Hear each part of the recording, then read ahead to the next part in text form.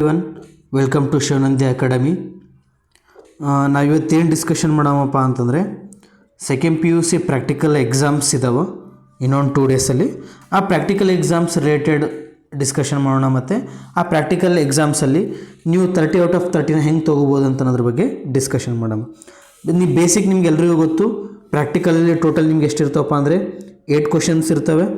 Is it and it will be for the 2 ಅವರ್ಸಿಂದು practical exams ಇರ್ತವೆ.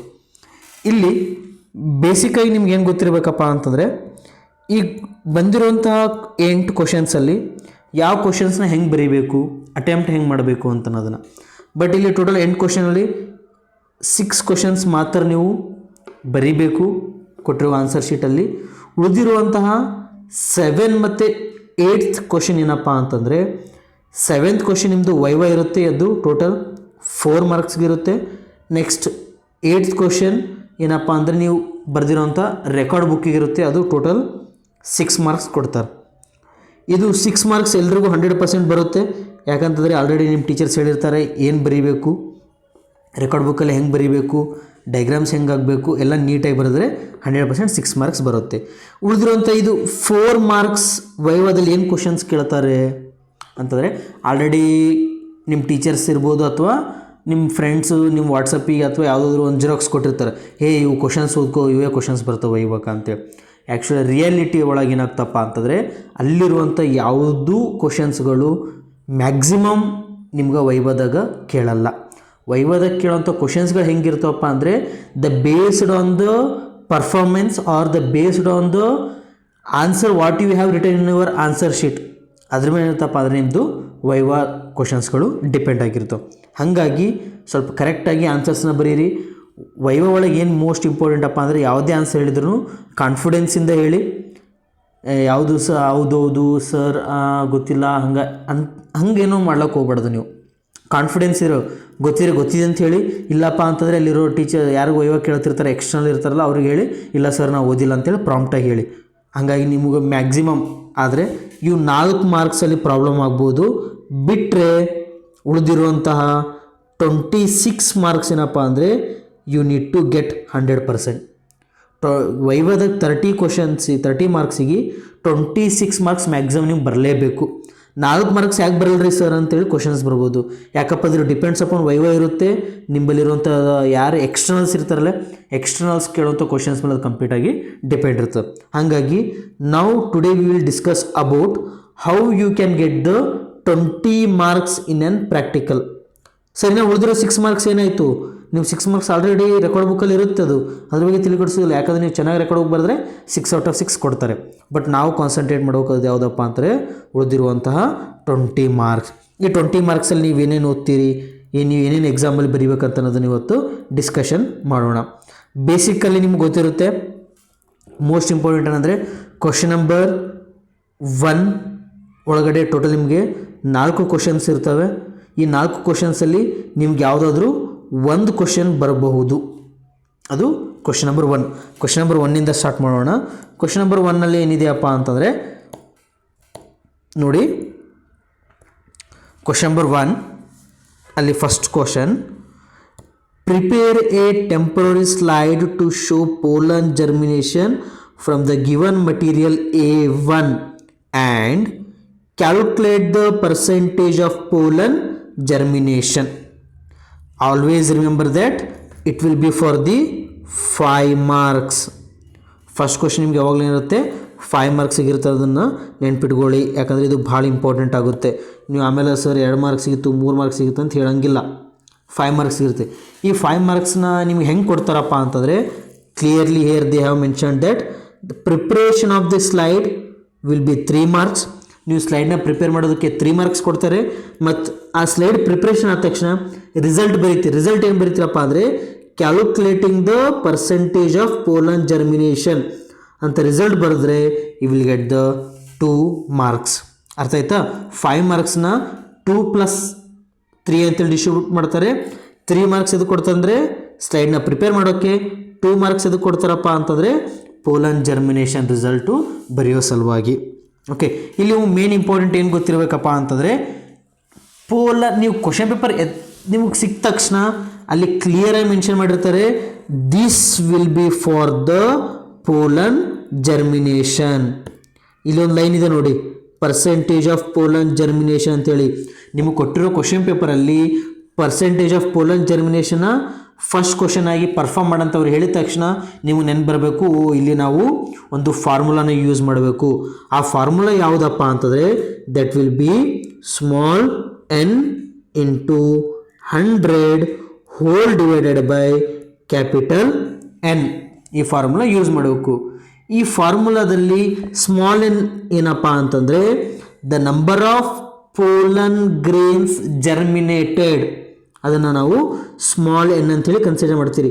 Capital N ಏನಪ್ಪ ಅಂತಂದರೆ ನೀವು ಮೈಕ್ರೋಸ್ಕೋಪಲ್ಲಿ ಸ್ಲೈಡ್ ಇಟ್ಟ ತಕ್ಷಣ ಎಷ್ಟು ಪೋಲನ್ ಗ್ರೇನ್ಸ್ ಕಾಣ್ತಾವೆ ನಿಮಗೆ, ಅದನ್ನು ನಾವು ಕ್ಯಾಪಿಟಲ್ N ಅಂತೇಳಿ ಕನ್ಸಿಡರ್ ಮಾಡ್ತೀವಿ. Always remember that capital N ಅಂದರೆ the total number of pollen grains. Total number of pollen grains ನಾವು ಕ್ಯಾಪಿಟಲ್ N ಅಂತ ತೊಗೊತೀವಿ. ಸ್ಮಾಲ್ n ಅಂತಂದರೆ ಎಷ್ಟು ಪೋಲನ್ ಗ್ರೇನ್ಸ್ ಜರ್ಮಿನೇಟ್ ಆಗಿದ್ದಾವೆ ಅಂತೇಳಿ ನಾವು ಕೌಂಟ್ ಮಾಡ್ತೀವಿ. ಇದು ಡಿಫ್ರೆನ್ಸ್ ಇರುತ್ತೆ. ಕ್ಯಾಪಿಟಲ್ ಅಂದರೆ ಎಲ್ಲ ಪೋಲನ್ ಗ್ರೇನ್ಸ್ಗಳನ್ನ ಕ್ಯಾಲ್ಕುಲೇಟ್ ಮಾಡಬೇಕು, ಸ್ಮಾಲ್ n ಅಂದರೆ ಜರ್ಮಿನೇಟ್ ಆದನ್ನು ಮಾತ್ರ ಕ್ಯಾಲ್ಕುಲೇಟ್ ಮಾಡಬೇಕು. ಅರ್ಥ ಆಯ್ತಾ? ಈಗ ರಿಸಲ್ಟ್ ಬರೋಕ್ಕೆ ಬಂದರೆ ನೀವು ಮ್ಯಾಕ್ಸಿಮಮ್ ಕಾಲೇಜಲ್ಲಿ ಏನು ಮಾಡಿರ್ತೀರಪ್ಪ ಅಂತಂದರೆ ಈಸಿಲಿ ನಿಮ್ಗೊಂದು ರಿಸಲ್ಟ್ ಬರೀತೀರಿ. ಏನು ರಿಸಲ್ಟ್ ಬರೀತೀರಪ್ಪ ಅಂತಂದರೆ the percentage of pollen germination ಬರೆದು ಬಿಡ್ತೀರಿ. ಯಾವುದು 50% ಅಂತ. ಈ 50% ಅದು ರಿಸಲ್ಟ್ ಬರೆದ್ರೆ ಗೊತ್ತಾಗುತ್ತೆ ನೀವು ಕಾಪಿ ಮಾಡಿದ್ದೀರಿ ಅಥವಾ ನಿಮಗೆ ಏನೂ ಮಾಡೋಕ್ಕೆ ಬರೋದಿಲ್ಲ, ರೆಕಾರ್ಡ್ ಬುಕ್ಕಲ್ಲಿ ಬರೆದಿದ್ದನ್ನು ಕಾಲೇಜಲ್ಲಿ ಪರ್ಫಾರ್ಮ್ ಮಾಡಿದ್ದನ್ನು ಬಂದಿಲ್ಲಿ ನೀವು ಬರಿತಾ ಇದ್ದೀರಿ ಅಂತಾಳೆ. ಹಾಗಾಗಿ ನೀವು ರಿಸಲ್ಟ್ ಬರೆಯೋಕ್ಕಾದ್ರೆ 50% ಬರಬಾರ್ದು, ಬೇರೆ ಪರ್ಸೆಂಟ್ ಬರೆದ್ರೆ ನಡೆಯುತ್ತೆ. 10, 20, 30, 40, 50 ಯಾವ್ದು ಬಂದು ರಿಸಲ್ಟ್ ನಡೆಯುತ್ತೆ. ಬಟ್ ರಿಸಲ್ಟ್ ಬರೆಯೋದಕ್ಕಿಂತ ಮುಂಚೆ you need to write the capital N and the small n. Capital N ಒಳಗೆ ಎಷ್ಟು ಪೋಲನ್ ಗ್ರೇನ್ಸ್ಗಳು ಜರ್ಮಿನೇಟ್ ಆಗ್ಯಾವ, ಎಷ್ಟು ಪೋಲನ್ ಗ್ರೇನ್ಸ್ ಅದಾವ ಅಂತೇಳಿ ಬರೀಬೇಕು. ಸ್ಮಾಲ್ n ಒಳಗೆ ಎಷ್ಟು ಪೋಲನ್ ಗ್ರೇನ್ಸ್ ಜರ್ಮಿನೇಟ್ ಆಗ್ಯಾವ ಅಂಥೇಳಿ ಬರೀಬೇಕು. ಇದನ್ನು ಬರೆಯೋದನ್ನು ಮಾತ್ರ ಮಿಸ್ ಮಾಡೋಕೆ ಹೋಗ್ಬೇಡ್ರಿ. ಮತ್ತು ಇದರ ಮೋಸ್ಟ್ ಇಂಪಾರ್ಟೆಂಟ್ ಏನಪ್ಪ ಅಂತಂದರೆ ಕ್ಯಾಪಿಟಲ್ N ಒಳಗೆ ನಂಬರ್ ಆಫ್ ಪೋಲನ್ ಗ್ರೇನ್ಸ್ ಜಾಸ್ತಿ ಇರ್ತಾವ, ಸ್ಮಾಲ್ n ಒಳಗೆ ಜರ್ಮಿನೇಟೆಡ್ ಪೋಲನ್ ಗ್ರೇನ್ಸ್ ಭಾಳ ಕಮ್ಮಿ ಇರ್ತದೆ. ಕೆಲವೊಬ್ರು ಸ್ಟೂಡೆಂಟ್ಸ್ ಏನು ಮಾಡ್ತಾರಪ್ಪ ಅಂದರೆ ಕ್ಯಾಪಿಟಲ್ N ಎಕ್ಸಾಂಪಲ್ 10 ಅಂತೇಳಿ ಬರೀತಾರೆ, small n you are going to write the 15 ಅಂತೇಳಿ ಬರಿತೀವಿ. ಅಲ್ರಿ ಅಲ್ಲಿ ಇರೋದೇ 10 ಪೋಲನ್ ಗ್ರೇನ್ಸ್, 10 ಪೋಲನ್ ಗ್ರೇನ್ಸ್ ಒಳಗೆ 15 ಪೋಲನ್ ಜರ್ಮಿನೇಟ್ ಆಗ್ತವ. ಇದು ಕಾಮನ್ ಸೆನ್ಸ್. ಹಾಗಾಗಿ ಕ್ಯಾಪಿಟಲ್ ನಂಬರ್ ಯಾವಾಗಲೂ ಜಾಸ್ತಿ ಇರಬೇಕು, ಸ್ಮಾಲ್ ನಂಬರ್ ಯಾವಾಗಲೂ ಹೆಂಗಿರ್ಬೇಕಂದ್ರೆ ಕಮ್ಮಿ ಇರಬೇಕು. ಇದನ್ನು ನೆನ್ಪಿಟ್ಕೊಳ್ಳಿ. ಮತ್ತು ಇದನ್ನು ಬ್ಲ್ಯಾಂಕ್ ಆಗಿ ಬರೆಯೋದಿಲ್ಲ. ಫಸ್ಟ್ ನೀವು ಎಕ್ಸ್ಪೆರಿಮೆಂಟ್ನ ಪರ್ಫಾರ್ಮ್ ಮಾಡಬೇಕು, ಮೈಕ್ರೋಸ್ಕೋಪ್ ಒಳಗೆ ನೀವು ಅಬ್ಸರ್ವ್ ಮಾಡಬೇಕು. ಅಬ್ಸರ್ವ್ ಮಾಡೋಕಂದ್ರೆ ಎಲ್ಲ ಸ್ಟೂಡೆಂಟ್ಸಿಗೂ ಇದು ಅಬ್ಸರ್ವೇಷನ್ ಬರ್ತಂತ ಹೇಳೋಕ್ಕಾಗಲ್ಲ. ಯಾಕಂದರೆ ಕೆಲವೊಬ್ರು ಕಲ್ತಿರ್ತೀರಿ, ಕೆಲವೊಬ್ರು ಕಲ್ತಿರಂಗಿಲ್ಲ. The depends upon the college way you are going to be study. ನೀವು ಎಲ್ಲಿ ಯಾವ ಕಾಲೇಜ್ನಾಗ ಓದ್ತೀರಿ ಏನಿಲ್ಲ, ನಿಮ್ಗೆ ಹೇಳಿದ್ರು ಟೀಚರ್ಸ್ ಹೆಂಗಿದ್ದಾರೆ, ಟೀಚರ್ಸ್ ಚೆನ್ನಾಗಿರ್ತಾರೆ, ಕಾಲೇಜ್ ಚೆನ್ನಾಗಿರ್ತಾರೆ, ಬಟ್ ನೀವು ಕಾಲೇಜ್ಗೆ ಹೋಗಿರಂಗಿಲ್ಲ. ಪ್ರಾಕ್ಟಿಕಲ್ ಟೈಮ್ ಒಳಗೆ ಮುಗಿತಲ್ಲ ಸಿಲೆಬಸ್ ಆಯ್ತು ಮನೆಗೆ ಕುಂತು ಓದೋಮ ಅಂತ ಹೇಳಿ ಬಿಟ್ಟಿರ್ತೀರಿ. ಹಂಗಾಗಿ ಕೆಲವೊಂದು ಸಲ ಏನಾಗ್ತಪ್ಪ ಅಂತಂದರೆ ಇದೆಲ್ಲ ಪ್ರಾಕ್ಟಿಕಲ್ ಒಳಗೆ ನೆಗೆಟಿವ್ ಆಗೋ ಚಾನ್ಸಸ್ ಇರ್ತದೆ. ಅದ್ರ ಸಲುವಾಗಿ ಸ್ವಲ್ಪ ಕಾನ್ಸಂಟ್ರೇಟಿಂದ ಇಟ್ಕೊಂಡು ನಿಮ್ಮ ಪ್ರಾಕ್ಟಿಕಲ್ ಎಕ್ಸಾಮ್ಸ್ ಯಾವಾಗ ಅದಾವಲ್ಲ ನಿಮ್ಮ ಫ್ರೆಂಡ್ಸ್ಗಳ ಹತ್ರ ಕೇಳ್ರಿ ಹೆಂಗೆ ಮಾಡಬೇಕು ಅಂತೇಳಿ. ಮತ್ತು ಇವು ನಾ ಈಗೇನು ವೀಡಿಯೋದಾಗ ಹೇಳತ್ತಿಲ್ಲ ಪ್ರತಿಯೊಂದು ಕರೆಕ್ಟಾಗಿ ಅಬ್ಸರ್ವ್ ಮಾಡಿಕೊಂಡು ತಲೆ ಒಳಗೆ ಇಟ್ಕೋರಿ ಕರೆಕ್ಟಾಗಿ. ಓಕೆ, ನೆಕ್ಸ್ಟ್ ಕ್ವಶನಿಗೆ ಬಂದರೆ ಇಲ್ಲಿ ಫಸ್ಟ್ ಕ್ವಶನ್ ಒಳಗೆ ರಿಸಲ್ಟ್ ಏನು ಬರೀಬೇಕಪ್ಪ ಅಂತಂದರೆ you need to write the result. The percentage of pollen germination is equal to small n into capital N, small n into 100 whole divided by capital N. Formula ಬರೆದು ಮತ್ತು ಅದ್ರ ಕೆಳಗಡೆ ಎಷ್ಟು percentage ಆಗಿರ್ತಲ್ರಿ ಆ ಪರ್ಸೆಂಟೇಜ್ನ ಬರೀಬೇಕು. Then you will get the 5 marks. ಅವಾಗ ನಿಮ್ಗೇನು ಸಿಗ್ತದೆ 5 ಮಾರ್ಕ್ಸ್ ಸಿಗ್ತದೆ. ನೆಕ್ಸ್ಟ್ ಕ್ವಶನ್ಗೆ ಬಂದರೆ ಫಸ್ಟ್ ಕ್ವಶನ್ ಒಳಗೆ ಸೆಕೆಂಡ್ ಬಂದರೆ that will be for the prepare a temporary slide to show the pollen tube growth on stigma from the given material A2 and draw a labelled diagram of your observation. ಇಲ್ಲಿ ನೋಡಿರಿ, ಇದನ್ನು first question ಒಳಗೆ sub question ಇರೋದ್ರಿಂದ ನಿಮ್ಗೆ ಇಲ್ಲಿನೂ 5 marks ಇರುತ್ತೆ. ಈ 5 ಮಾರ್ಕ್ಸ್ನ ಮತ್ತೆ 3+2 ಅಂಥೇಳಿ ಡಿವೈಡ್ ಮಾಡಿದ್ದಾರೆ. 3 ಮಾರ್ಕ್ಸ್ ಎದಕ್ಕಪ್ಪ ಅಂದರೆ preparation of the slide, 2 marks ಎದ್ರ ಕೊಟ್ಟಿದ್ದಾರಪ್ಪ ಅಂದರೆ ನೀವು ಡೈಗ್ರಾಮ್ನ ಡ್ರಾ ಮಾಡೋ ಸಲುವಾಗಿ ಕೊಟ್ಟಿದ್ದಾರೆ. ಇಲ್ಲಿ ನೀವು ಯಾವ ಫ್ಲವರ್ ಯೂಸ್ ಮಾಡ್ತೀರ ಅನ್ನೋದು ಮೋಸ್ಟ್ ಇಂಪಾರ್ಟೆಂಟ್ ಆಗುತ್ತೆ. ಮತ್ತು ಆನ್ಸರ್ ಏನು ಬರೀಬೇಕಂತ ಅನ್ನೋದು ನೆನ್ಪಿಟ್ಕೋಬೇಕು. ಕ್ವಶನ್ ಒಳಗಡೆ ಆನ್ಸರ್ ಇದೆ, ಕ್ವಶನ್ ಏನಿದೆ ನೋಡಿ, pollen tube growth on stigma. Pollen tube growth on stigma ನಿಮ್ಮ ತಲೆ ಬಂದ ತಕ್ಷಣ ಗೊತ್ತಾಗಬೇಕು, ನೀವು ಈ ಡೈಗ್ರಾಮ್ನ ಡ್ರಾ ಮಾಡಬೇಕು. ಈ ಡೈಗ್ರಾಮ್ ಡ್ರಾ ಮಾಡೋಕ್ಕಿಂತಂದ್ರೆ ಇಲ್ಲಿ ಯಾವ ಫ್ಲವರ್ ಯೂಸ್ ಮಾಡ್ತೀವಿ ಅಂತ ಗೊತ್ತಿರಬೇಕು. That is hibiscus. ದಾಸವಾಳ ಹೂವನ್ನು ಯೂಸ್ ಮಾಡಿಕೊಂಡು ನಾವು ಈ ಎಕ್ಸ್ಪೆರಿಮೆಂಟ್ನ ಪರ್ಫಾರ್ಮ್ ಮಾಡ್ತೀವಿ ಅಂತನ್ನೋದನ್ನು ನೆನ್ಪಿಟ್ಕೋಬೇಕು. ಮತ್ತು ಇಲ್ಲಿ ಮೇನ್ ಇಂಪಾರ್ಟೆಂಟ್ ಏನಪ್ಪ ಅಂತಂದರೆ, ಈ ಎಕ್ಸ್ಪೆರಿಮೆಂಟ್ನ ಪರ್ಫಾರ್ಮ್ ಮಾಡಬೇಕಾದ್ರೆ ನೀವು ಯಾವುದೆಲ್ಲ ಸ್ಟೇನ್ಸ್ಗಳನ್ನ ಯೂಸ್ ಮಾಡ್ತೀರಿ ಮತ್ತು ಸ್ಲೈಡ್ನ ಹೆಂಗೆ ಪ್ರಿಪೇರ್ ಮಾಡ್ತೀರಿ ಅನ್ನೋದನ್ನು ನಿಮ್ಗೆ ಗೊತ್ತಿರಬೇಕು. That is most important. ಕೆಲವೊಂದು ಸಲ ವೈವ ಒಳಗೆ ಇದನ್ನೇ ಕೇಳ್ತಾರೆ, ಹೌದಪ್ಪ ನಿಮ್ಮದು ಕ್ವಶನ್ ಏನು ಬಂದಿತ್ತು, pollen tube growth on stigma, ಇದನ್ನು ಹೆಂಗೆ ಮಾಡಿದೆ ಹೇಳು ಅಂತ ಕೇಳ್ತಾರೆ. ನೀವು ಅವಾಗ ನಿಮ್ಗೆ ಹೇಳಕ್ಕೆ ಬರಬೇಕು, ನೀವು ಯಾವ ಸ್ಟೇನ್ಸ್ಗಳನ್ನ ಯೂಸ್ ಮಾಡಿದ್ದೀರಿ, ಸ್ಲೈಡ್ನ ಹೆಂಗೆ ಅದರೊಳಗಿರೋಂಥ ಪೋಲನ್ ಗ್ರೇನ್ಸ್ಗಳನ್ನ ಹೆಂಗೆ ತೊಗೊಂಡ್ರಿ, ಅಥವಾ ಪೋಲನ್ ಟ್ಯೂಬ್ ತೊಗೊಂಡ್ರ, ಹೈಬಿಸ್ಕಸ್ ಫ್ಲವರ್ನ ಹೆಂಗೆ ಹೈಬಿಸ್ಕಸ್ ಫ್ಲವರ್ನ ಹೆಂಗೆ ಕಟ್ ಮಾಡಿದ್ರಿ. ಇದನ್ನೆಲ್ಲ ಕಾಮನ್ ಬೇಸಿಕ್ಸ್ ಇರ್ತವೆ. ಇದನ್ನು ನೀವು ಕರೆಕ್ಟಾಗಿ ಅಬ್ಸರ್ವ್ ಮಾಡಬೇಕು, ನೆನ್ಪಿಟ್ಕೋಬೇಕು. ಇದನ್ನು ಎಲ್ಲಿ ಕೊಟ್ಟಿರ್ತದೆ, ನೀವು ರೆಕಾರ್ಡ್ ಬುಕ್ಕಲ್ಲಿ ಆಲ್ರೆಡಿ ಬರೆದಿರ್ತೀರಿ. ಆ ರೆಕಾರ್ಡ್ ಬುಕ್ಕಲ್ಲಿ ಬರೆದಿರೋದನ್ನು ಒಂದು ಥರೋವಾಗಿ ಓದ್ಕೋರಿಂದ ನಿಮ್ಗೆ ಈಸಿಯಾಗಿ ಅಂಡರ್ಸ್ಟ್ಯಾಂಡ್ ಆಗ್ತವೆ. ಇಲ್ಲಿ ನೋಡಿರಿ, prepare a temporary slide. Already ನೀವು ಪ್ರಿಪೇರ್ ಮಾಡಿರ್ತೀರಿ ಟೆಂಪ್ರರಿ ಸ್ಲೈಡ್ನ. ನೀವು ಆಲ್ಮೋಸ್ಟ್ HCl ಯೂಸ್ ಮಾಡಿರ್ತೀರಿ ಮತ್ತು ಕಾಟನ್ ಬ್ಲೂ ಸ್ಟೇನ್ ಯೂಸ್ ಮಾಡಿಕೊಂಡು ನೀವು ಸ್ಲೈಡ್ನ ಪ್ರಿಪೇರ್ ಮಾಡಿರ್ತೀರಿ. ಆ ಸ್ಲೈಡ್ನ ಪ್ರಿಪ್ರೇಷನ್ ಮಾಡೋದು 3 ಮಾರ್ಕ್ಸ್ ಇರುತ್ತೆ. ಮತ್ತು ಈ ಡೈಗ್ರಾಮ್ ಡ್ರಾ ಮಾಡೋದಕ್ಕೆ we are going to get the 2 marks. ಈ ಡೈಗ್ರಾಮ್ ಡ್ರಾ ಮಾಡೋಕೆ ನಿಮ್ಗೆ ಏನಪ್ಪ ಅಂದರೆ ಟೋಟಲ್ 2 ಮಾರ್ಕ್ಸ್ ಸಿಗುತ್ತೆ. ಈ ಡೈಗ್ರಾಮ್ನ ಈಸಿಯಾಗಿ ಡ್ರಾ ಮಾಡ್ಬೋದು, ಏನೂ ಪ್ರಾಬ್ಲಮ್ ಇಲ್ಲ. ಡೈಗ್ರಾಮ್ ಡ್ರಾ ಮಾಡಿದ ತಕ್ಷಣ ಇವು 3 ಲೇಬಲಿಂಗ್ ಕಂಪಲ್ಸರಿ ಮಾಡಬೇಕು. That is one will be the pollen grains and another will pollen tube and the style. ಇದು ಕಾಮನ್ ಕ್ವಶನ್. ನೀವು ಆಲ್ರೆಡಿ ಇದು ಡೈಗ್ರಾಮ್ ನೀವು 8th 9th ಅಲ್ಲೆಲ್ಲ ಓದಿರ್ತೀರಿ, ಹಾಗಾಗಿ ಈಸಿ ಅದ, no problem. Easily you can get the 5 marks. ಮತ್ತು next question ಬರೆದಿದ್ರೆ ಅಗೇನ್ ಕ್ವಶನ್ ನಂಬರ್ 1 ಒಳಗೆ ಥರ್ಡ್ ಸಬ್ ಕ್ವಶನ್ ಏನಪ್ಪ ಅಂದರೆ, prepare a temporary slide of the given material A3 by taking a transfer section of ovary and report the number of locules and type of placentation. ಇದನ್ನು 5 marks ಸಿಗಿರ್ತದೆ. And too easy, ಇದು ಭಾಳ easy ಅಂದರೆ ಭಾಳ easy. ಯಾಕಂದರೆ ಇಲ್ಲಿ ಯಾವುದು microscope use ಮಾಡೋದಿಲ್ಲ, ಏನಿಲ್ಲ. ಜಸ್ಟ್ ನೀವು ಟ್ರಾನ್ಸ್ಫರ್ ಸೆಕ್ಷನ್ ತೊಗೊಂಡು ನೀವು ನೀಟಾಗಿ ನೆಕೆಡ್ ಐಲ್ಸಿಂದ ನೋಡಿದರೆ, ನೀವು ಬೇರೆ ಕಣ್ಣಿನಿಂದ ನೋಡಿದರೆ you are going to observe ಈಸಿಯಾಗಿ ನಿಮ್ಗೆ ಅಬ್ಸರ್ವ್ ಮಾಡೋಕ್ಕೆ ಸಿಗುತ್ತೆ. ಈ 5 ಮಾರ್ಕ್ಸ್ನ ಹೆಂಗೆ ಮಾಡ್ತಾರಪ್ಪ ಅಂದರೆ 3+1+1 ಅಂಥೇಳಿ ಡಿವೈಡ್ ಮಾಡ್ತಾರೆ. ಈ 3 ಮಾರ್ಕ್ಸ್ ಏನಪ್ಪ ಅಂದರೆ ಪ್ರಿಪರೇಷನ್ ಆಫ್ ದ ಸ್ಲೈಡ್.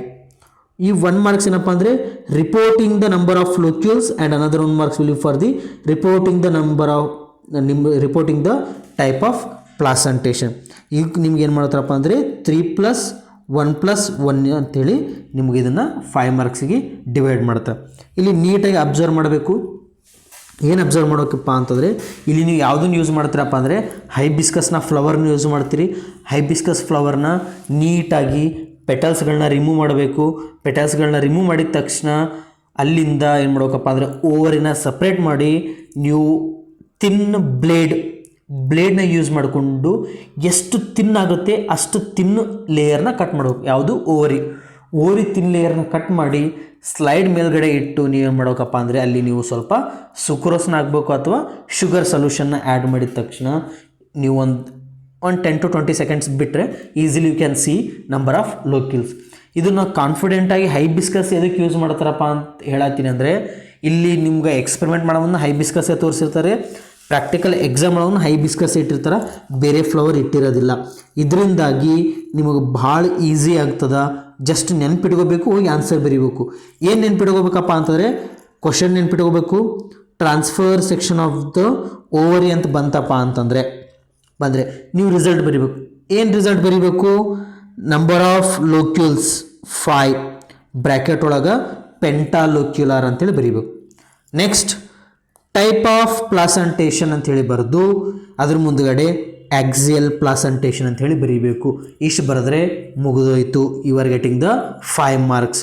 ಸರಿ, ಇಲ್ಲಿ 5 ಬರ್ತವೇನಪ್ಪ, ಹೈಬಿಸ್ಕಸ್ ಒಳಗೆ ಇರೋವೆ 5, ಹಾಗಾಗಿ 5 ಬರ್ತವೆ, ಬೇರೆ ಏನೂ ಇಲ್ಲ. Next axial placentation. ಹೌದು, ನೀವು ಪ್ರಾಕ್ಟಿಕಲ್ ರೆಕಾರ್ಡ್ ಬುಕ್ಕಲ್ಲಿ ಬೇರೆ ಬೇರೆ ಬರೆದಿರ್ತೀರಿ, ಬಟ್ ನಾವು ಹೈಬಿಸ್ಕಸಲ್ಲಿ ನೋಡೋದು ಯಾವುದಪ್ಪ ಅಂದರೆ ಆಕ್ಸಿಯಲ್ ಪ್ಲಾಸಂಟೇಷನ್ ಮಾತ್ರ. ಹಾಗಾಗಿ ರಿಸಲ್ಟಲ್ಲಿ ನೀವು number of locules 5 in bracket pentalocular ಅಂಥೇಳಿ ಬರೆದು, second type of placentation axial placentation ಬರೆದ್ರೆ you are getting the 5 marks. ಭಾಳ ಡೆಡ್ ಈಸಿ ಅದ. Just remember the things. ನಾ ಏನು ಹೇಳತ್ತೀನಿ ಕರೆಕ್ಟಾಗಿ ನೆನ್ಪಿಟ್ಕೊಂಡ್ರೆ ಮುಗಿದೋಯ್ತು. ನೆಕ್ಸ್ಟ್ ಕ್ವಶನ್ ಬಂದರೆ ಅಗೇನ್ ಕ್ವಶನ್ ನಂಬರ್ 1 ಒಳಗೆ ಇನ್ನೊಂದು last sub question, that is 4th. ಇಲ್ಲಿ ನೀವೇನು ಮಾಡಬೇಕಪ್ಪ ಅಂತಂದರೆ prepare a temporary slide to show nucleic acid staining. Nucleic acid ಸ್ಟೇನಿಂಗ್ನ ಮಾಡಬೇಕು from the given material A4 and report the shape of the cell and number of nuclei observed. ಇಲ್ಲಿ easy ನೆನ್ಪಿಡ್ಬೋದು ಏನಪ್ಪ ಅಂದರೆ nucleic acid staining ಅಂತ ಬಂದರೆ ಇಲ್ಲಿ ನೀವು use ಮಾಡ್ತಿರೋದು ಯಾವುದಪ್ಪ ಅಂದರೆ ದಟ್ ಈಸ್ ಆನಿಯನ್. ನೀವಿಲ್ಲಿ ಆನಿಯನ್ನ ಯೂಸ್ ಮಾಡ್ತೀರಿ. ಆನಿಯನ್ನ ಯೂಸ್ ಮಾಡಿ ಆನಿಯನ್ ಪೀಲ್ನ ನೀಟಾಗಿ ರಿಮೂವ್ ಮಾಡ್ತೀರಿ. ನೀಟಾಗಿ ಆನಿಯನ್ ಪೀಲ್ನ ರಿಮೂವ್ ಮಾಡಿದ ತಕ್ಷಣ from there you are going to add the stain. ನೀವು ಆನಿಯನ್ ಪೀಲ್ ಒಳಗೆ ಸ್ಟೇನ್ ಆ್ಯಡ್ ಮಾಡ್ತೀರಿ. ಸ್ಟೇನ್ ಆ್ಯಡ್ ಮಾಡಿದ ತಕ್ಷಣ easily you are going to identify the nucleus. ಅಲ್ಲಿ ನೀವು ಆರಾಮಾಗಿ ನ್ಯೂಕ್ಲಿಯಸ್ನ ಅಬ್ಸರ್ವ್ ಮಾಡ್ಬೋದು, ಸೆಲ್ ವಾಲ್ನೂ ಅಬ್ಸರ್ವ್ ಮಾಡ್ಬೋದು. ಹಂಗಾಗಿ ಇದನ್ನು ಭಾಳ ಈಸಿ ಅದ. ಇದನ್ನು 5 ಮಾರ್ಕ್ಸ್ ಇರೋದ್ರಿಂದ ಸ್ಲೈಡ್ನ ಪ್ರಿಪೇರ್ ಮಾಡೋಕ್ಕೆ 3 ಮಾರ್ಕ್ಸ್ ಕೊಡ್ತಾರೆ. ಶೇಪ್ ಆಫ್ ದ ಸೆಲ್ ಬರೆಯೋಕೆ you are getting the 1 marks and number of nuclei ಬರೆಯೋಕೆ ಏನು ಮಾಡಪ್ಪ ಅಂದರೆ 1 ಮಾರ್ಕ್ಸ್ ಕೊಡ್ತಾರೆ. ಇಲ್ಲಿ ನೀವು ಈಸಿಯಾಗಿ ಅಬ್ಸರ್ವ್ ಮಾಡ್ಬೋದು. ಇಲ್ಲಿ ನೀವು 2 ಫೋಟೋಗ್ರಾಫ್ ಕೊಟ್ಟಿದ್ದಾನೆ. ಒಂದು ಇದು ಯಾವುದಪ್ಪ ಅಂದರೆ ಟೆಕ್ಸ್ಟ್ ಬುಕ್, ಒಂದು ಇಮೇಜಡ್ ಫೋಟೋಗ್ರಾಫ್. ಇಲ್ಲಿರೋದು ಯಾವುದಪ್ಪ ಅಂದರೆ ಮೈಕ್ರೋಸ್ಕೋಪಲ್ಲಿ ನೀವೇನು ಅಬ್ಸರ್ವ್ ಮಾಡಿರ್ತೀರ ಅದನ್ನು ನೀವಿಲ್ಲಿ ನೋಡ್ಬೋದು. ಮೈಕ್ರೋಸ್ಕೋಪಲ್ಲಿ ಇರೋದನ್ನು ತೋರಿಸ್ತೀನಿ ನಾನು.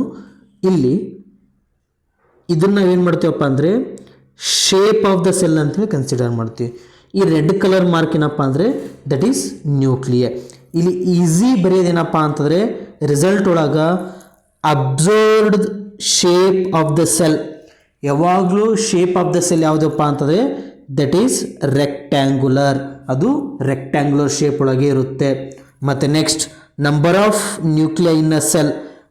ಒಂದು ಸೆಲ್ ಒಳಗೆ ಎಷ್ಟು ನ್ಯೂಕ್ಲಿಯೈ ಇರ್ತವೆ ಅಂದರೆ ಒಂದು ಸೆಲ್ ಒಳಗೆ ಒಂದೇ ನ್ಯೂಕ್ಲಿಯೈ ಇರುತ್ತೆ. ಹಂಗಾಗಿ ದಟ್ ಈಸ್ 1 ಅಥವಾ ಸಿಂಗಲ್ ಅಂಥೇಳಿ ಬರಿಬೋದು.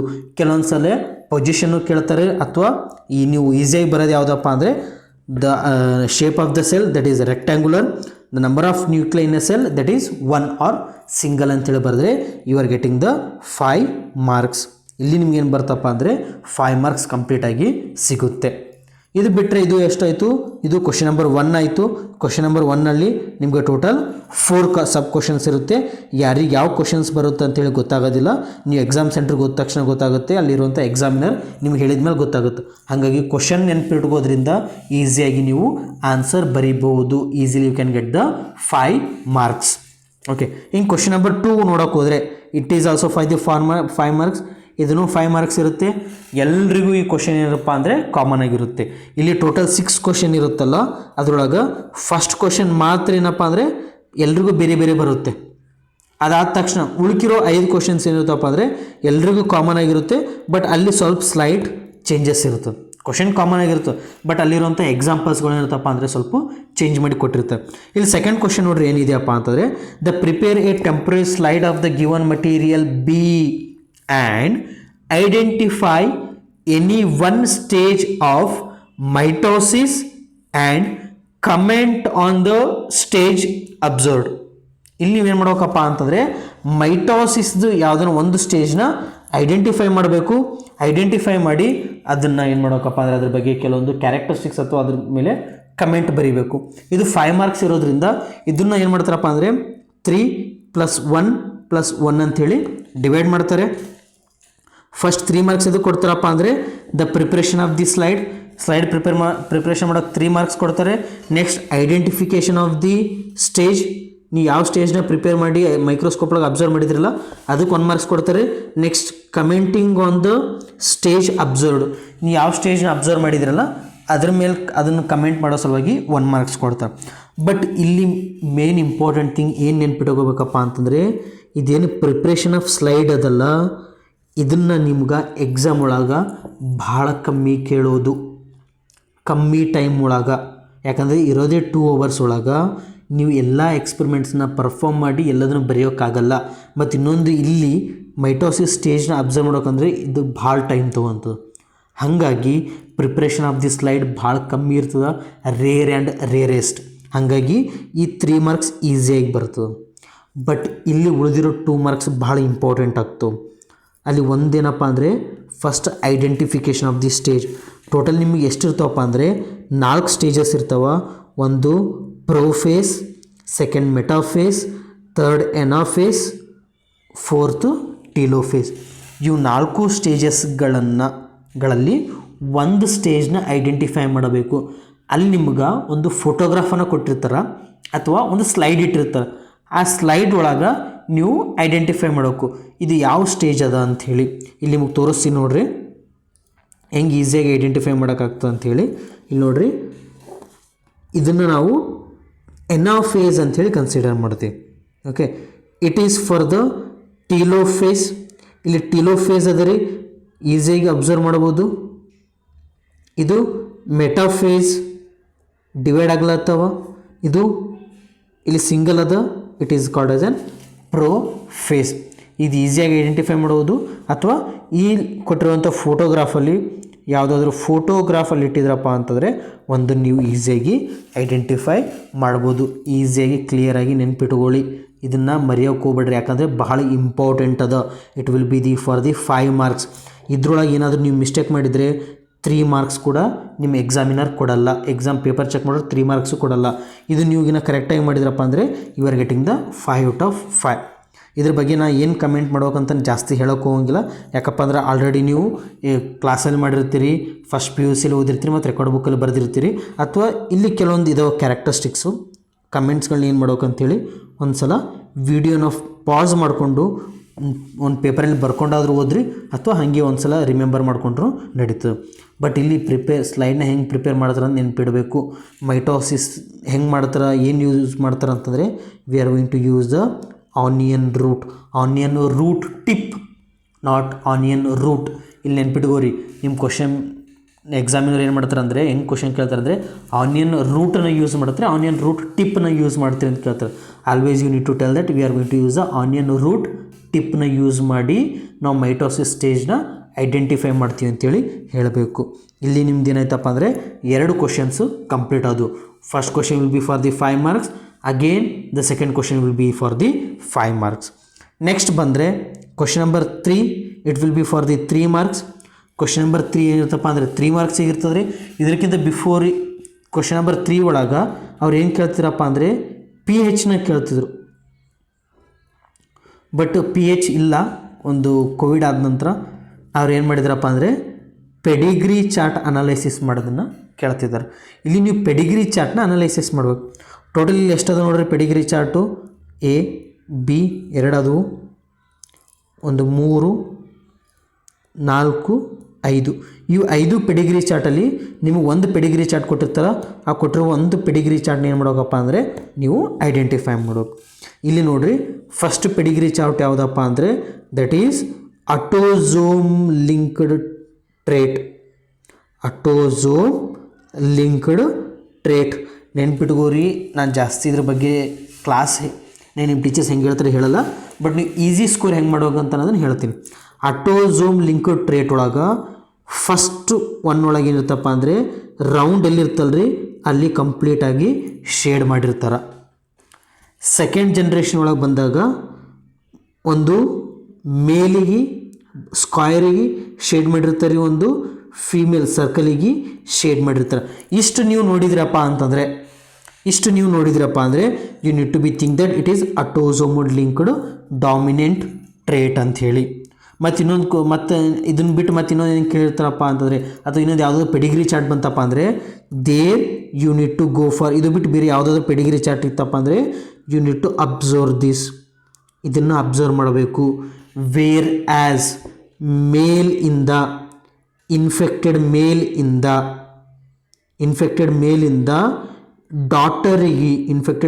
ಡಾಕ್ಟರಿಗೆ ಏನಾದರೂ ಡಿಸೀಸ್ ಟ್ರಾನ್ಸ್ಫರ್ ಆಗ್ಲತ್ತಿದ್ರೆ, ಮೇಲ್ ಇನ್ಫೆಕ್ಟೆಡ್ ಇರ್ತದೆ ರೀ, ಫೇಲ್ ಇನ್ಫೆಕ್ಟೆಡ್ ಇರೋಂಗಿಲ್ಲ. ಫೀಮೇಲ್ ಹೆಲ್ದಿ ಇರ್ತದೆ ರೀ, ಮೇಲ್ ಇನ್ಫೆಕ್ಟೆಡ್ ಇರ್ತದೆ, ಬಟ್ ಡಿಸೀಸ್ ಟ್ರಾನ್ಸ್ಫರ್ ಯಾವುದಕ್ಕೆ ಆಗ್ತಂದರೆ ಡಾಕ್ಟರಿಗೆ ಆಗ್ತದೆ. ಇಂಥ ಸ್ಟೇಜ್ ಇತ್ತಪ್ಪ ಅಂದರೆ you need to identify that it is autosome linked trait ಅಂಥೇಳಿ. ಅದನ್ನ ಐಡೆಂಟಿಫೈ ಮಾಡಿದರೆ 1 ಮಾರ್ಕ್ಸ್ ಬರುತ್ತೆ. ಅದ್ರ ಬಗ್ಗೆ ಯಾವುದಾದ್ರೂ 2 ಕಮೆಂಟ್ಸ್ ಬರೆಯೋದ್ರಿಂದ you are getting the 2 marks. At least for 2 marks try to write 4 comments. At least ಒಂದು 4 ಕಮೆಂಟನ್ನು ಮಾಡಿರಿ. ಹಂಗೆ ಮಾಡೋದ್ರಿಂದ ನಿಮ್ಗೆ 2 ಮಾರ್ಕ್ಸ್ 100% ಬರುತ್ತೆ ಮತ್ತು you are getting the 3 marks. Second ನೋಡ್ರಿ ಏನದ ಅಟೋಸೋಮಲ್ ರೆಸೆಸಿವ್ ಟ್ರೇಟ್ ಅಂತೇಳಿ. ಅಟೋಸೋಮಲ್ ರೆಸೆಸಿವ್ ಟ್ರೇಟ್ ಒಳಗೆ ಏನಾಗ್ತಪ್ಪ ಅಂತಂದರೆ ಇಲ್ಲಿ ಫೀಮೇಲ್ ಕ್ಯಾರಿಯರ್ ಇರುತ್ತಾರೆ ಮತ್ತು ಇಲ್ಲಿನೂ ಫೀಮೇಲ್ ಕ್ಯಾರಿಯರ್ ಇರ್ತಾರೆ ರೀ.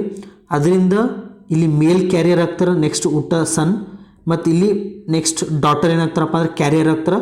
But where as father and mother both are the carrier, next the daughter are the infected and son is an carrier ಇದ್ರಪ್ಪ ಅಂದರೆ that will be the autosomal recessive trait ಅಂಥೇಳಿ ನೆನ್ಪಿಟ್ಕೋಬೇಕು ಈಸಿಯಾಗಿ.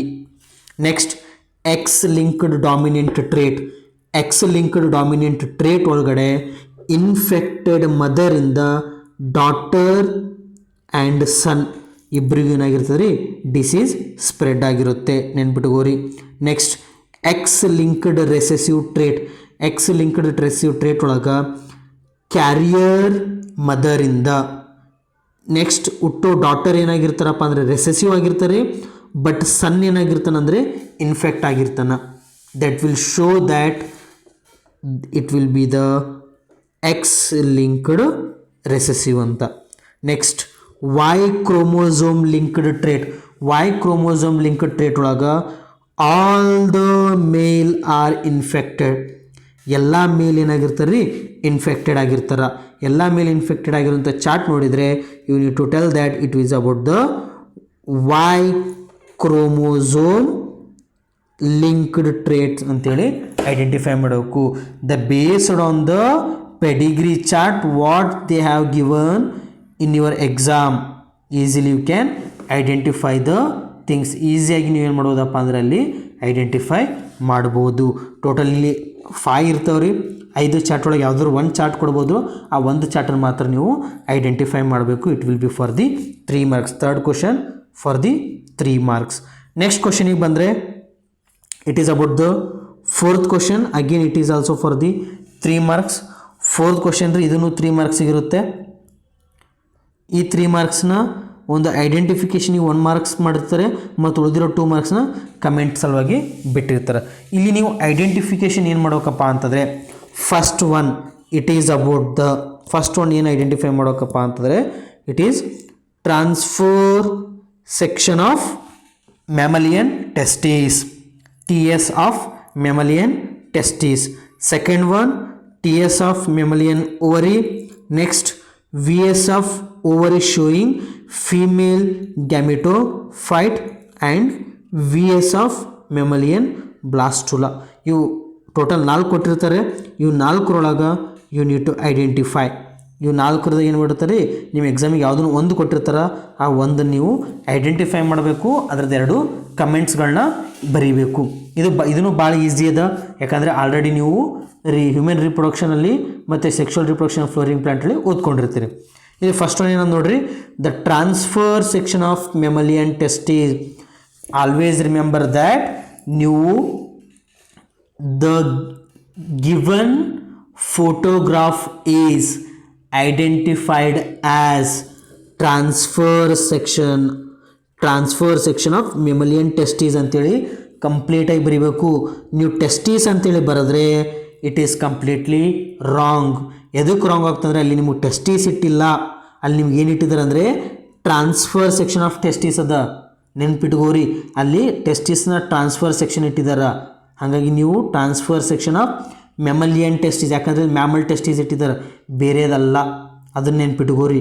ನೀವು ಕಂಪ್ಲೀಟಾಗಿ ಬರೀಬೇಕು transfer section of mammalian testes ಅಂತೇಳಿ. ಅದ್ರ ಬಗ್ಗೆ 1-2 ಕಮೆಂಟ್ಸ್ ಬರೀಬೇಕು. ನೀವು ಓದಿದ್ದೀರಿ, ಅದ್ರ ಬಗ್ಗೆ ನಾನು ಜಾಸ್ತಿ ಹೇಳೋಕ್ಕೆ ಹೋಗಲ್ಲ. ನೆಕ್ಸ್ಟ್ ಯಾವುದಪ್ಪ ಅಂದರೆ ovary, that is also an easy. Next female gametophyte, ಸಿಕ್ಕಾಪಟ್ಟೆ ಟೈಮ್ ನೀವು ಡೈಗ್ರಾಮ್ ಹಾಕಿರ್ತೀರಿ, ಪ್ರಾಬ್ಲಮ್ ಇಲ್ಲ. Next that is blastula. ನೀವು ಟೆಕ್ಸ್ಟ್ ಬುಕ್ಗಳಿರುತ್ತೆ ಬ್ಲಾಸ್ಟಲ್ಲಿ ನೋಡಿರ್ತೀರಿ, ಅಥವಾ ಹಿಂಗೊಂದು ಸರ್ಕುಲರ್ ಇತ್ತಪ್ಪ ಅಂದರೆ ಹಿಂಗೆ ಸರ್ಕಲ್ ಡೈಗ್ರಾಮ್ ಇತ್ತಂದರೆ ನೀವು ಗೊತ್ತಾಗಬೇಕೇನಪ್ಪ ಅಂದರೆ ಅದರಡು ಮ್ಯಾಮಲಿಯನ್ ಬ್ಲಾಸ್ಟುಲಾ ಅಂತೇಳಿ. Okay, it is for the 3 marks. Next ಬಂದರೆ 5th question, it is for the 2 marks. ಇದು 2 marksಲ್ಲಿ ಸ್ಪ್ಲಿಟ್ ಮಾಡಿರ್ತಾರೆ. Identify and writing scientific name and comment on the organism. ಯಾವುದನ್ನು ಐಡೆಂಟಿಫೈ ಮಾಡಿರ್ತಲ್ಲ ರೀ ಅದ್ರ ಮೇಲೆ 2 ಕಮೆಂಟ್ ಬರೀಬೇಕು, ಅದು ನಿಮ್ಗೆ 1 marks ಕೊಡ್ತಾರೆ. ಇಲ್ಲಿ ಏನೇನು ಕೊಟ್ಟಿದ್ದಾರೆ ನೋಡ್ರಿ, entamoeba histolytica, plasmodium vivax, ascaris and trichophyton ಇಷ್ಟಿದಾವೆ. ಟೋಟಲ್ 4 ಇದಾವೆ. ಒಂದು ಯಾವುದಪ್ಪ ಅಂತಂದರೆ ಫಸ್ಟ್ ಒನ್ ಯಾವುದು, you are having entamoeba histolytica, second one plasmodium vivax, third one ascaris, fourth one trichophyton. ಇವು 4ಅಲ್ಲಿ ಯಾವುದಾದ್ರೂ ಒಂದು ಕೊಟ್ಟಿರ್ತಾರೆ, ಅದು ಒಂದನ್ನು ಐಡೆಂಟಿಫೈ ಮಾಡಬೇಕು. ಐಡೆಂಟಿಫಿಕೇಷನ್ ಮಾಡಿ ನೀವೇನು ಬರೀಬೇಕಂದ್ರೆ you need to write the scientific name. Identify ಮಾಡಿ ಸೈಂಟಿಫಿಕ್ ನೇಮ್ ಬರೋದ್ರಿಂದ 1 mark ಸಿಗುತ್ತೆ, ಮತ್ತು ಐಡೆಂಟಿಫೈ ಮಾಡಿದ ಆರ್ಗನಿಸಮ್ನ ನೀವು ಅದ್ರ ಮೇಲೆ 1 ಅಥವಾ 2 ಕಮೆಂಟ್ಸ್ ಬರೋದ್ರಿಂದ ನಿಮಗೆ 1 mark ಸಿಗುತ್ತೆ. ನೋಡಿ ಈಸಿಯಾಗಿ, ಎಂಟಮೀಬಾ ಹಿಸ್ಟೋಲಿಕಾ, ನೆಕ್ಸ್ಟ್ ಪ್ಲಾಸ್ಮೋಡಿಯಮ್ ವೈವ್ಯಾಕ್ಸ್, ಆಸ್ಕರಿಸ್, ಟ್ರಯೋಫೈಟಾನ್ಸ್, ಇಷ್ಟು 4 ಯಾವುದನ್ನೊಂದು ಕೊಟ್ಟಿರ್ತಾರೆ, ಅದನ್ನ ಐಡೆಂಟಿಫೈ ಮಾಡಿ ಸೈಂಟಿಫಿಕ್ ನೇಮ್ ಬರೀಬೇಕು, ನೆನ್ಪಿಟ್ಕೊಳ್ಳಿ. ಇನ್ನೊಂದು ಮೋಸ್ಟ್ ಇಂಪಾರ್ಟೆಂಟ್ ಮಿಸ್ಟೇಕ್ ನೀವೇನು ಮಾಡ್ತೀರ ಅಂದರೆ, ಸೈಂಟಿಫಿಕ್ ನೇಮ್ ಬರೆದ ತಕ್ಷಣ you need to underline. First PUCಲಿ ಓದಿರ್ತೀರಿ scientific, if the scientific name is handwritten you need to underline. ನೆನ್ಪಿಟ್ಕೋರಿ, ಇಲ್ಲಿನೂ ಬರೀಬೇಕು. ಇಲ್ಲಿ ಅಂಡರ್ಲೈನ್ ಮಾಡಿಲ್ಲಪ್ಪ ಅಂದರೆ ಕೆಲವೊಂದು ಸಲ ನಿಮ್ಮ ಎಕ್ಸ್ಟರ್ನಲ್ ಏನು ಮಾಡ್ತಾರೆ, ಮಾರ್ಕ್ಸ್ನ ತೆಗೆದಾಕ್ತಾರೆ. ಹುಡುಗ ಅಂಡರ್ಲೈನ್ ಮಾಡಿಲ್ಲ, ಇದು ಅಲ್ಲ, ರಾಂಗ್ ಅದ ಆನ್ಸರ್ ಅಂಥೇಳಿ. ಹಾಗಾಗಿ ನೀವು ಸೈಂಟಿಫಿಕ್ ನೇಮ್ ಬರೆದ ತಕ್ಷಣ ಅದ್ರ ಕೆಳಗಡೆ ಅಂಡರ್ಲೈನ್ ಮಾಡಿರಿ, 2 ಕಮೆಂಟ್ ಬರೆಯೋದ್ರಿಂದ you will get the 2 marks. Next ಏನಿದೆಯಪ್ಪ ಅಂತಂದರೆ ನಿಮಗೆ 6 ಒಳಗೆ 2 ಕೊಡ್ತಾರೆ. ಒಂದು ಕಂಟ್ರೋಲ್ಡ್ ಪಾಲಿನೇಷನ್ ಅಥವಾ ಇನ್ನೊಂದು ಹೋಮೋಲೋಗಸ್ ಆರ್ ಎನಲೋಗಸ್ ಆರ್ಗನ್ನ ಐಡೆಂಟಿಫೈ ಮಾಡು. ಕಂಟ್ರೋಲ್ ಪಾಲಿನೇಷನ್ ನೀವು ಈಸಿಯಾಗಿ ಬರೀತೀರಿ, ಬಟ್ ಮ್ಯಾಕ್ಸಿಮಮ್ ಕಾಲೇಜಸ್ ಒಳಗೆ ಏನು ಮಾಡ್ತಾರಪ್ಪ ಅಂದರೆ ನಿಮ್ಗೆ ಹೋಮೋಲೋಗಸ್ ಆ್ಯಂಡ್ ಎನಲೋಗಸ್ ಆರ್ಗನ್ ಕೊಡ್ತಾರೆ. Homologous analogous it may be a plant ಆದರೂ ಇರ್ಬೋದು ಅಥವಾ ಎನಿಮಲ್ದನ ಆಗಿರ್ಬೋದು.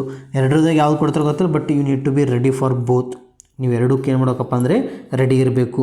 ಇಲ್ಲಿ ನೀವು ಮೋಸ್ಟ್ ಇಂಪಾರ್ಟೆಂಟ್ ಏನು ಬರೀಬೇಕು ರಿಸಲ್ಟ್ ಒಳಗೆ ಅಂತಂದರೆ, whatever the thing you are going to be identify. 6th question ಒಳಗೆ ನೀವೇನು ಐಡೆಂಟಿಫೈ ಮಾಡ್ತಿರಲ್ಲ, ಹೋಮೋಲೋಗಸ್ ಇರಲಿ ಎನಲೋಗಸ್ ಇರಲಿ, ಐಡೆಂಟಿಫೈ ಮಾಡಿದ ತಕ್ಷಣ ಹೋಮೋಲೋಗಸ್ ಇದ್ರೂ ಅದರ ಡೆಫಿನೇಷನ್ ಬರೀಬೇಕು. ಎನಲೋಗಸ್ ಇತ್ತಪ್ಪ ಅಂದರೆ ಎನಲೋಗದ್ದು ಡೆಫಿನೇಷನ್ ಏನದಂಥೇಳಿ ಬರೀಬೇಕು. ಆ್ಯಂಡ್ ನೀವೇನು ಐಡೆಂಟಿಫೈ ಮಾಡಿರಿ ಅಂತ ನಾನು ಬರೀಬೇಕು. ಓಕೆ, ಇಲ್ಲಿ ನೋಡ್ರಿ ಏನದ, homologous organ in animal, the wings of the bird and the 4 limb of the mammals. ಇದನ್ನು ಬರೀಬೇಕು. ಇದನ್ನು ಬರೆದು ಹೋಮೋಲೋಗಸ್ದು ಡೆಫಿನೇಷನ್ ಬರೀಬೇಕು. That is most important. Then you are going to get the 2 marks. ಅವಾಗ ನಿಮ್ಗೆ ಎಷ್ಟು ಸಿಗ್ತಾವೆ ರೀ? 2 marks ಸಿಗ್ತಾವೆ. ಹಿಂಗೆ 2 marks ಇರೋದ್ರಿಂದ ಟೋಟಲ್ ಎಷ್ಟಾಗುತ್ತಪ್ಪ ಅಂದರೆ you will get the total 20 marks. ಇಷ್ಟು ನೀವು ಪ್ರಿಪೇರ್ ಆಗಿದ್ದರೆ ನಿಮಗೆ 20 marks ಸಿಗುತ್ತೆ. And the 6 + 6 it will be for the record book. Total it will be about the 26. And ಉಳ್ಕಿರೋ 4 marks ಏನಪ್ಪ ಅಂದರೆ ವೈವಾ ಇರುತ್ತೆ. ನೀವು ಎಕ್ಸಾಮ್ ಹೆಂಗೆ ಬರೆದಿರ್ತೀರಿ, ಆನ್ಸರ್ ಹೆಂಗೆ ಬರೆದಿರ್ತೀರಿ ಅದ್ರ ಮೇಲೆ ಡಿಪೆಂಡ್ ಆಗುತ್ತೆ. ಮತ್ತು ನೀವು ಟೀಚರ್ಸ್ ಏನು ಕ್ವಶನ್ ಕೇಳ್ತಾರೆ, ನೀವು ಏನು ಆನ್ಸರ್ ಮಾಡ್ತಿರಲ್ಲ ಅದ್ರ ಮೇಲೆ ಕಂಪ್ಲೀಟಾಗಿ ಡಿಪೆಂಡ್ ಆಗಿರುತ್ತೆ 4 marks. ಹಾಗಾಗಿ ಬಿ ಕಾನ್ಫಿಡೆನ್ಸ್, ಎಲ್ಲರೂ ಚಲೋ ಎಕ್ಸಾಮ್ ಬರೀರಿ. All the best for every one. And whenever you are going to enter into the exam, practical exam hall, please carry hall ticket, record book, pen, pencil, eraser, dissection box as well as on apron. ಇಷ್ಟು ನೀವು exam hall ಒಳಗೆ ತೊಗೊಂಡು ಹೋಗ್ರಿ. ಯಾವುದು miss ಮಾಡೋಕೆ ಹೋಗ್ಬೇಡ್ರಿ. 2 hours exam ಇರ್ತದೆ ರೀ. ಕೂಲಾಗಿ ಕಾನ್ಫಿಡೆನ್ಸಿಂದ ಎಕ್ಸಾಮ್ ಬರೀರಿ. ಕೇಳಿರೋಂಥ ಕ್ವಶನ್ಸಿಗೆ ಈಸಿಯಾಗಿ ಆನ್ಸರ್ ಬರೀರಿ. You are getting the 30 out of 30. Okay, in future we are going to study about the theory also. ಇದನ್ನು ಪ್ರಾಕ್ಟಿಕಲ್ ಆಯಿತು. ನೆಕ್ಸ್ಟ್ ವೀಡಿಯೋಸ್ಗಳನ್ನ ನಾವು ಏನು ಮಾಡೋಣಪ್ಪ ಅಂದರೆ ಥಿಯರಿ ಎಕ್ಸಾಮ್ಸ್ಗಳನ್ನ ಹೆಂಗೆ ಕ್ರ್ಯಾಕ್ ಮಾಡಬೇಕು, ಇಂಪಾರ್ಟೆಂಟ್ ಡೈಗ್ರಾಮ್ಸ್ ಯಾವುದು, ಇಂಪಾರ್ಟೆಂಟ್ ಟಾಪಿಕ್ ಯಾವುದ್ರ ಬಗ್ಗೆ ನಾವು ಏನು ಮಾಡೋಣ ಅಂದರೆ ಡಿಸ್ಕಸ್ ಮಾಡೋಣ. Okay, all the best every one for your practical examination. Thank you for watching. Thank you so much.